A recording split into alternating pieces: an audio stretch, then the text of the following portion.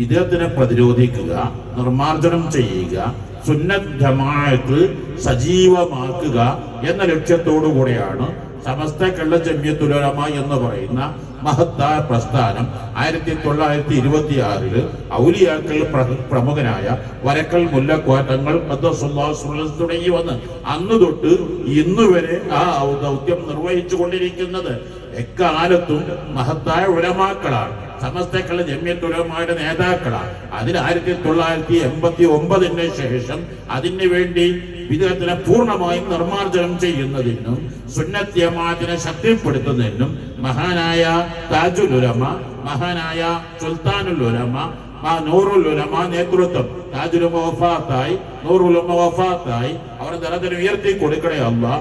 സമസ്ത കേരള ജംഇയ്യത്തുൽ ഉലമയുടെ അക്കാലത്തുള്ള നേതാക്കളിൽ ഏകദേശം 50 കൊല്ലത്തോളം, അരനൂറ്റാണ്ട് കൊല്ലം സമസ്തക്ക് നേതൃത്വം വഹിച്ച ഏക പണ്ഡിതനാണ്, ഏറ്റവും വലിയ നേതൃത്വമാണ് മഹാനായ സുൽത്താൻ കാന്തപുരം ഉസ്താദ് ഹഫിളഹുല്ലാഹ് വറഅ.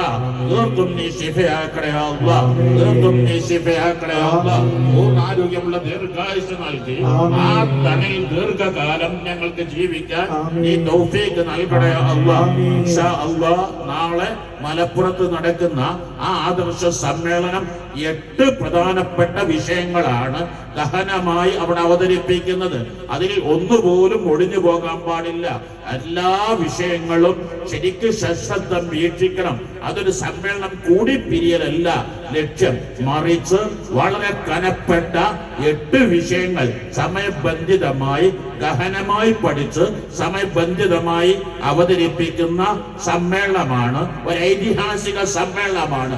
എല്ലാവരും 4:30 ആ ഗ്രൗണ്ടിൽ എത്തുക. അവിടെ നിന്ന് നിസ്കരിക്കാനും എല്ലാ സൗകര്യങ്ങളും അവിടെ ചെയ്യുന്നതാണ്. ഇൻഷാ അല്ലാഹ് അവസാനത്തെ സലാത്ത് ചൊല്ലി പിരിയുന്നത് വരെയും അവിടെ അവതരിപ്പിക്കപ്പെടുന്ന ഓരോ വിഷയങ്ങളും അത് എഴുതിയെടുത്ത് അത് സശ്രദ്ധം മനസ്സിലാക്കി അത് ആവർത്തിച്ച് ജീവിതത്തിൽ പകർത്തിയാൽ നിങ്ങൾക്ക് മാസങ്ങളോളം നിങ്ങൾ കഠിനാധ്വാനം ചെയ്ത് പഠിച്ചാൽ കിട്ടാത്ത അത്രയും വലിയ ഒരു മഹാസമ്മേളനമാണ്. ഏറ്റവും വലിയ നേതൃത്വങ്ങൾ മുഴുവനും അവിടെ ഒരുമിച്ച് കൂടുന്നു. ഔലിയാക്കൾ, ആരിഫീങ്ങള്, സ്വാലിഹീങ്ങള് എല്ലാ ഭാഗങ്ങളിൽ നിന്നും എവിടെ നോക്കിയാലും മലപ്പുറം ആദർശ സമ്മേളനത്തിന് ബസ്സുകൾ ബുക്ക് ചെയ്തു. അപ്പൊ നമുക്ക് നേരത്തെ സീറ്റ് കിട്ടണമെങ്കിൽ പല ഭാഗത്തു നിന്നും ആളുകൾ പുറപ്പെടുന്നത് കൊണ്ട്, ലക്ഷങ്ങൾ ഒഴുകിയെത്തുന്നത് കൊണ്ട് നേരത്തെ അവിടെ എത്താനും ആ സദസ്സ് സജീവമാക്കാനും എല്ലാവരും ശ്രമിക്കുക. അതിനുവേണ്ടി അഹോരാത്രം കഷ്ടപ്പെടുന്ന വളണ്ടിയർമാരുണ്ട്, പ്രവർത്തകരുണ്ട്, ഖാദിമീങ്ങളുണ്ട്. ഇവിടത്തെ SSFന്റെയും SYSന്റെയും കേരള മുസ്ലിം ജമാഅത്തിന്റെയും നേതാക്കൾ ദിവസങ്ങളോളം അവിടെ കഠിനാധ്വാനം ചെയ്തുകൊണ്ടിരിക്കുകയാണ്. ബാപ്പി അവർക്കെല്ലാം നീ ഖൈറു ബറക്കത്ത് നൽകണേ അല്ലാഹ്, ഇസ്സത്ത് നൽകണേ അല്ലാഹ്. വളണ്ടിയർമാർ, പ്രവർത്തകർക്ക് നീ ഖൈറു ബറക്കത്ത് നൽകണേ അല്ലാഹ്, ഇസ്സത്ത് നൽകണേ അല്ലാഹ്, സലാമത്ത് നൽകണേ അല്ലാഹ്. ആ സമ്മേളനത്തിന് ഭീമമായ സംഖ്യയുടെ ചെലവുകളുണ്ട്. ബാപ്പി അതെല്ലാം നീ എളുപ്പത്തിൽ നൽകി, വേണ്ടതെല്ലാം നീ എളുപ്പമാക്കണേ അല്ലാഹ്.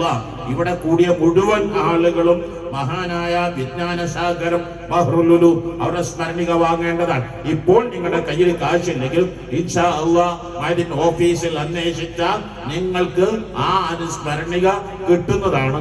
ഈ സ്ഥാപനത്തിന്റെ രക്ഷാധികാരിയാണ്. ഈ സ്ഥാപനം അവരുടെ കണ്ണുനീർ ഒലിപ്പിച്ചുകൊണ്ട് അല്ലാഹുമ്മ اللهم انصر من نصر دين نبينا محمد صلى الله عليه وسلم اللهم اجعلنا منهم. അന്ന് ബുഖാരി തുടങ്ങുമ്പോൾ 2 കണ്ണുകളും കണ്ണുനീരുകൾ ധാരയായി ഒലിപ്പിച്ചുള്ള ആ പ്രാർത്ഥനയാണ്. അപ്പം ആ മഹാനായ ശൈഖുൻ നുജൂമിനോട് നമുക്ക് വലിയ കടപ്പാടുണ്ട്.